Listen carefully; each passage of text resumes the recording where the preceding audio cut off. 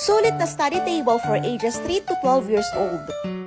Alam niyo ba mga mami, si Baby Mark Dwayne ko, nakahanap kami ng free trial na play school sa November 3. Kaya alam niyo ba, tamang-tama kasi dumating na to Sweet Kids High-End Study Table. At pina-assemble ko na kaagad siya kay Daddy Marvin. Gantong klase yung hinahanap ko, yung pangmatagalan. Kesa bibili ako ng maliit na study table, magagamit niya lang hanggang 3 years old. Kaya magandang investment na rin to. And as you can see, talagang na-organize niya yung mga craft supplies ni Baby Dwayne. Yung mga books niya, yung favorite niyang laruan, na i-display ko din. Plus, napaka-spacious ng drawer niya. And nilagay ko sa drawer niya yung mga crayons and some activity worksheet. At kung may iPad ka, pwede mo rin diyang ilagay. At yung desk niya can be tilted from 0 to 60 degrees. O diba, sa mga batang mahilig mag-drawing, perfect talaga yan. And ito na nga yung sinasabi ko, adjustable yung table niya and yung chair. Kaya naman pang matagalan talaga siya. And napansin ko si Baby Dwayne, alam niya na kung saan ibabalik yung mga crayons niya. The more kasi na-organize ang gamit ng bata, mas magiging focus siya sa activities niya. And this study table helps my Baby Dwayne stay organized. O siya, alam mo na kung saan nahanapin yan ha. Click my yellow basket.